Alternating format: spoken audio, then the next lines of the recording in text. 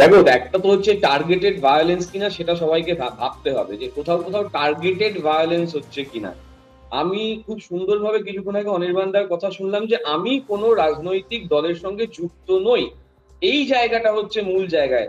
রাজনৈতিক দলের সঙ্গে যুক্ত নই এমন কিছু কিছু সংগঠন অতিরিক্ত শক্তিশালী হয়েছে, এবং সেই সংগঠন বিভিন্ন নামে বিভিন্ন জায়গায় বিজেপিকে যে অক্সিজেন দিয়েছে, এটা তারই পরিণতি কিনা সেটাও কিন্তু ভাবতে হবে। হুম, বিভিন্ন চ্যানেলে, এমনকি তোমার চ্যানেলেও কিছুক্ষণ আগে দেখছিলাম, যারা ধৃত হলেন তারা কি তৃণমূলের, এই হুম, প্রশ্ন দিয়ে দেওয়া হচ্ছে। কিন্তু তাদের ছবি আমাদের দলের তরফ থেকে বার করে দিয়ে বলা হচ্ছে, তাদের অ্যাক্টিভিটি দেখিয়ে বলা হচ্ছে যে না, তারা তৃণমূলের নয়, তারা বিজেপির। অর্থাৎ কোথাও গিয়ে একটা ন্যারেটিভ বিল্ডিং, কোথাও গিয়ে একটা সিলেবাসের বাইরে প্রশ্ন না করা।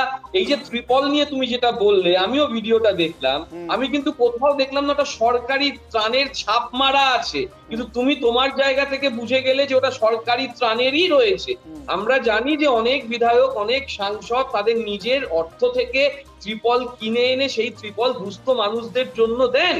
কিন্তু কোথাও গিয়ে যে ন্যারেটিভ বিল্ডিং হচ্ছে সেটাও কিন্তু বিচার করতে হবে যে আদেও যা প্রচার হচ্ছে তার কতটা সত্যি, তার কতটা সত্যি নয়। তৃণমূলের বিধায়করা পালিয়ে বেড়াচ্ছেন কিনা সেটা যেমন মদন মিত্র দেখিয়েছেন, ঠিক। সেরকম অসিত মজুমদারও দেখিয়েছিলেন। সেই অসিত মজুমদারকে কিন্তু গ্রেফতার করা হয়েছে।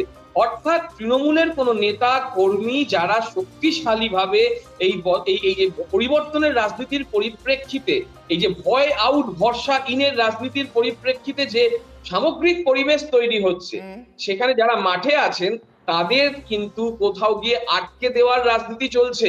এটা বেশ, টার্গেটেড কিনা সেটাও কিন্তু প্রশ্ন। বেশ।